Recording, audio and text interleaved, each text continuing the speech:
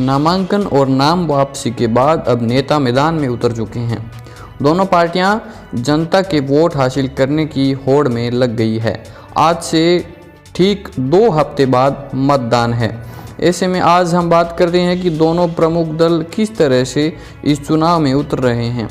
पहले बात करते हैं कांग्रेस पार्टी की। कांग्रेस पार्टी इस बार एक अघोषित चेहरे के साथ मैदान में उतर रही है। वह चेहरा है मुख्यमंत्री अशोक गहलोत। उनकी पिच है उनका किया गया काम और 7 गारंटी। इस बार अलग बात यह है कि कांग्रेस आज तक सामूहिक नेतृत्व में चुनाव लड़ती थी। सभी नेता अपने हिसाब से टिकट बंटवाते थे, अपने लोगों को जिताकर सरकार बनाते थे। फिर खेला होता था मैनेजमेंट का। जो सबसे अच्छा मैनेजर होता था उसको मिलती थी मुख्यमंत्री की कुर्सी। इस गेम में अशोक गहलोत ने सभी को पीछे छोड़ा और 3 बार मुख्यमंत्री बने। इस बार मैनेजर अशोक गहलोत के ऊपर सारा दारोमदार है कि पार्टी को सत्ता में वापस लेकर आए, और इसके लिए गहलोत ने पहली बार ऑफेंसिव खेलना शुरू किया है। वह बहुत आक्रामक हुए हैं। अब वह नैरेटिव सेट करते हैं जिसका जवाब भारतीय जनता पार्टी देंगी।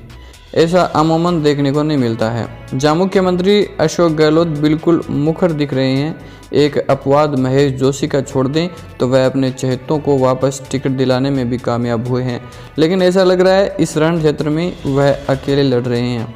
उनके साथ सिर्फ उनकी प्रचार कंपनी है। अगर कांग्रेस पार्टी के कार्यकर्ताओं से बात की जाए तो वह कहते हैं कि चुनाव सरकार और एजेंसी का है, संगठन के लोग तो बस दूर खड़े रहते हैं। ऐसे में देखने वाली बात यह होगी कि क्या अशोक गहलोत संगठन और सरकार के काम के बीच सामंजस्य बैठा पाएंगे। अगर ऐसा होता है तो वह अपने नाम पर वोट लेने में कामयाब हो जाते हैं, तो संभावना है कि सरकार रिपीट हो जाएगी। और अगर ऐसा नहीं होता तो वही राज बदलने की परिपाटी चलती रहेगी। वहीं भारतीय जनता पार्टी, जो अभी तक हमेशा एक स्थानीय मुख्यमंत्री चेहरे के साथ चुनाव लड़ती है, वह कमल के सिंबल पर जनता के बीच जा रही है। 1959 का एक नॉवेल है कैट अमॉन्ग द पिजेंस, यानी जिस तरह कबूतरों के बीच में एक बिल्ली छोड़ दी जाती है, उसके बाद कबूतरों में अफरा तफरी मचती है।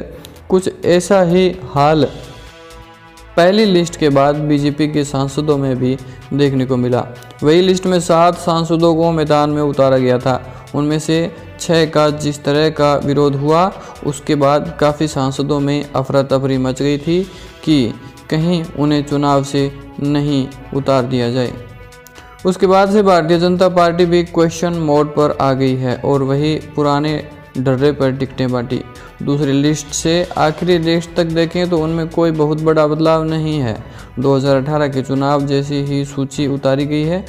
पर अभी भी प्रश्न यही है कि क्या भाजपा को सरकार में लाने के लिए कमल का सिंबल काफ़ी होगा। खराब टिकट वितरण का एक खामियाजा तो यह भुगतना पड़ा कि भाजपा के 21 बागी अभी भी मैदान में हैं।